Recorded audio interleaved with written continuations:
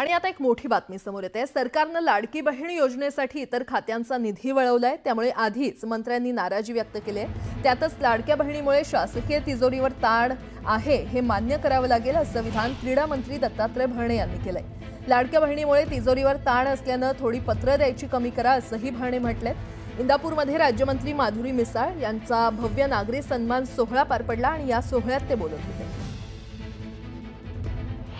लाडक्या बहिणीमुळे शासकीय तिजोरीवरती थोडा ताण आहे, त्यामुळे ह्या वर्षी थोडं जरा तुम्ही सगळ्यांनी थोडं पत्र, जरी तुम्ही पत्र द्यायचे थोडं कमी करा। ताण जरी असला, तुम्हाला सर्वांना माहिती आहे ताई, ताण असू, सत्यता असू आणि विरोधी पक्षात असू, निधी कसनं कुठनं कसा केव्हा आणायचा हे मला खूप माहिती आहे।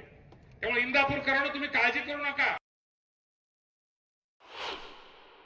बहिणींच्या विश्वासाच्या नात्याने ते निवडून आले।